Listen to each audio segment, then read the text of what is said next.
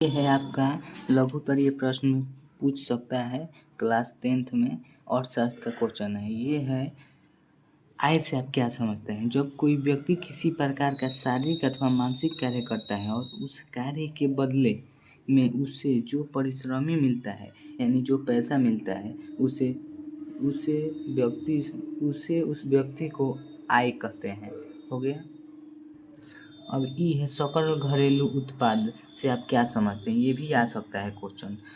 किसी किसी देश में एक वर्ष के भीतर उत्पादित कुल वस्तुओं और सेवाओं के मूल्य को सकल घरेलू उत्पाद कहते हैं। मतलब कोई देश यानी अपना देश या दूसरा देश कोई देश में एक वर्ष में जो भी वस्तु और सेवाओं का उपलब्ध होता है उसे सकल घरेलू उत्पाद कहते हैं।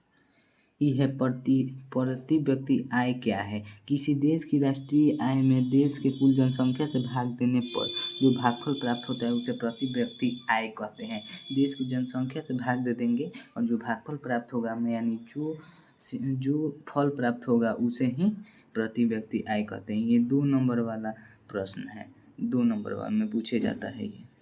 ये एक क्वेश्चन है, राष्ट्रीय आय की गणना में होने वाली कठिनाइयों का वर्णन करें।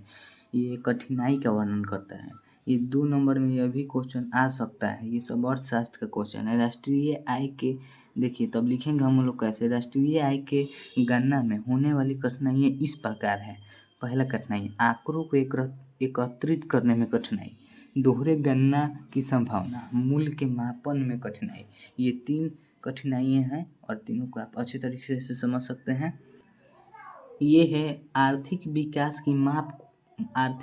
की माप कुछ सूचकांकों के द्वारा करें। इसको लिखेंगे तब आर्थिक विकास के माप के सूचकांक निम्नलिखित है। पहला क्या है? राष्ट्रीय आय। किसी देश में एक वर्ष में उत्पादित सभी वस्तुएं एवं सेवाओं के मूल्य का योगफल राष्ट्रीय आय कहलाता है। यह देश के आर्थिक विकास का उच्च मापक होता है। वो हो गया 1 नंबर। ये है अब 2 नंबर प्रति व्यक्ति आय।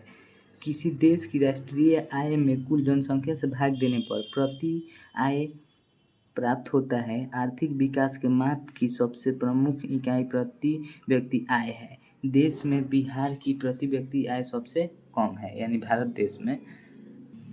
ये है 3 नंबर मानव विकास रिपोर्ट। यह रिपोर्ट संयुक्त राष्ट्र विकास कार्यक्रम UNDP के द्वारा सबसे पहले बार महबूब उल खल्क के द्वारा प्रस्तुत किया गया था। इसके तहत किसी देश के लोगों की जीवन आशा, शिक्षा स्तर तथा जीवन स्तर की जांच की